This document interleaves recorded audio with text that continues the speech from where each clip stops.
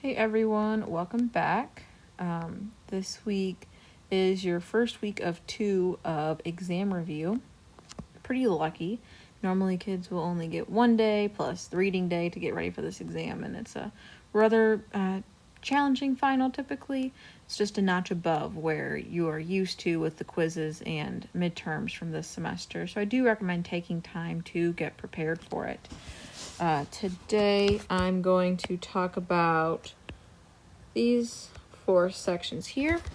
Sherry posted the notes late Monday night, and her recordings were available to you this morning. I want to recommend that you keep up with this stuff and don't wait until the end of next week to start looking at it. Look at it today, look at it now, or tomorrow. And if you have questions, ask sooner than later so that I have plenty of time to get back to you all. And tomorrow, I believe, was your last homework or quiz. You had a quiz or homework yesterday, and then tomorrow's your last one. So you will be home free of any of that and really just need to be studying this material.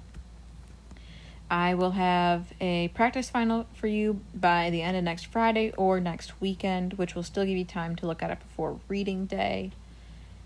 And that's about all I have, except for this is part 1. Part 2 will be coming in a couple days after we get the new sections that we're going to go over. So what I'm doing for this video is just I have a list of practice problems that I'm going to send out, and then I will also attach these videos that I'm going to go over 1 or 2 problems. I think I've got 2 for each section that I want to go over, and most problems in the notes have 3 to 4 problems. So I'd recommend, once again, look at the questions that I've sent you first so that you know where your areas of weakness are and where you would like to really tune into my video. So if we look at 1.7, question 1 says solve the following inequality and state the answer in interval notation. So to get started here, I would let's see, we're going to rewrite this to make it easier.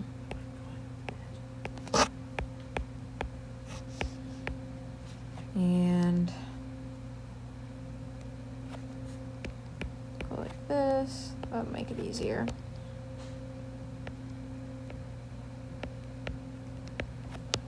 Really here we want to focus on getting common denominators, or eliminating denominators for that matter. And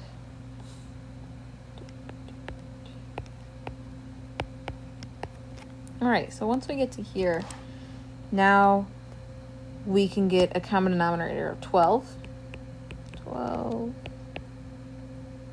Oops, I wrote this wrong.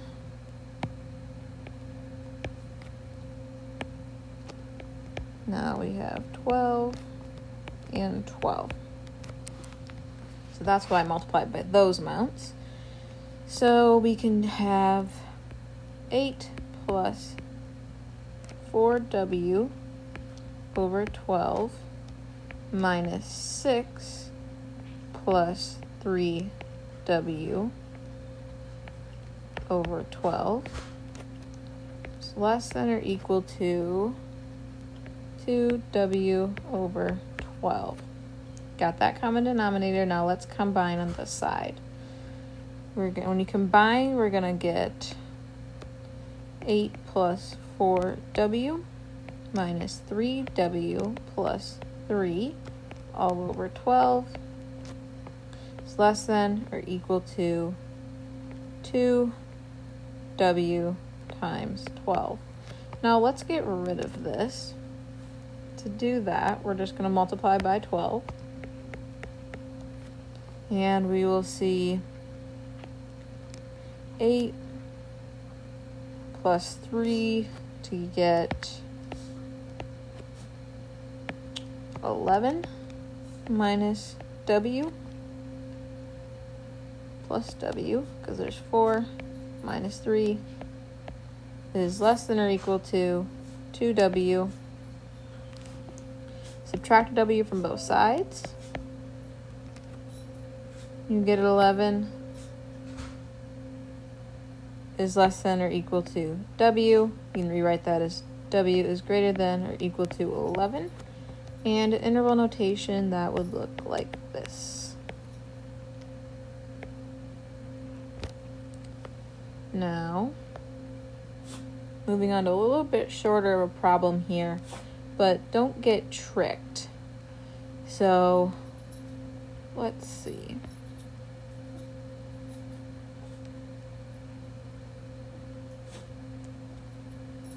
I'm going to rewrite this as plus 8.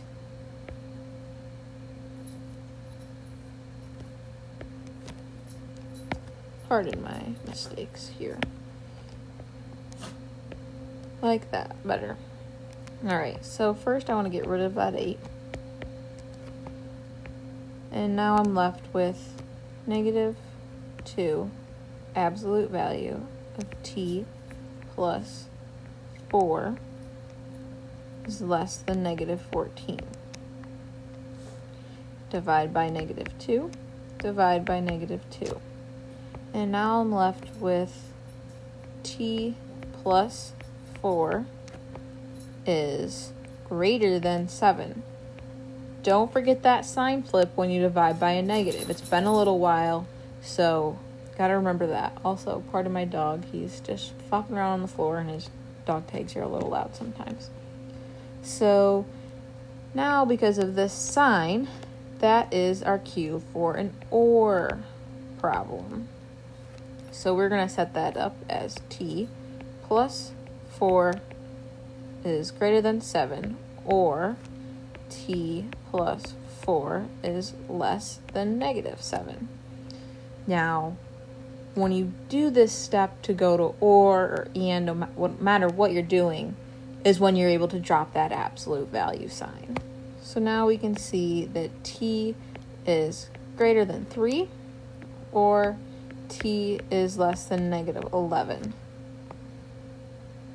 Thus, we can see our combined interval notation for these is this. Highlight that for you.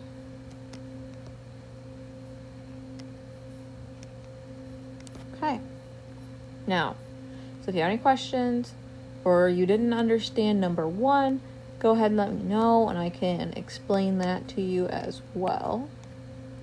But we are going to move on to 2.3, functions and relations. So 2.3, that was our first introduction to domains, which has been pretty important throughout the rest of the class as well. So I'd recommend taking some time to look at that in general, because it is important and gets used in a lot of different ways throughout the class. So let's look at this one first. The problem is, given f of x, state the domain of the function in interval notation. So we just really need to look for the domain. And I remember explaining a while back, you have to look at the top.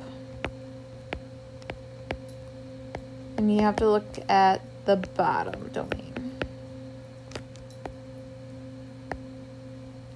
So what are our restrictions for the top? Well, for the top, we see that the number has to be greater than or equal to 0 because it has a square root, and you can't have a negative number under the square root. But because the square root is in the top, 0 can be included. If 0 was in the bottom, it could not be included, so it would have to be greater than. But because it's in the top, it can be greater than or equal to 0. So we see that x has to be greater than or equal to negative 1. And you will see for the bottom, that are there any restrictions for the bottom? The bottom can't be equal to 0 because you cannot cannot have a 0 in your denominator. So I'm going to take the square root of both sides, and I'm going to get this. So we are going to see x cannot equal 2. Now we need to combine these domains. First step, let's write them in interval notation. X can be greater than or equal to -1.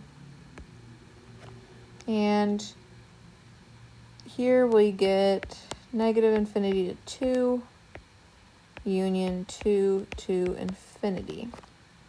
So now we need to find where these two intersect. And is -1 included in this side? It is. But we have to look at this. So we will see that our answer is going to be -1 to 2 union 2 to infinity, because this -1 is included in both parts, but -infinity is not.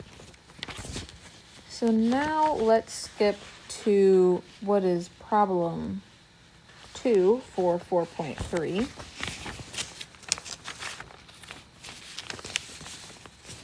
And we're going to find the x and y intercepts, which is a commonly forgotten about task from this class, but can be important.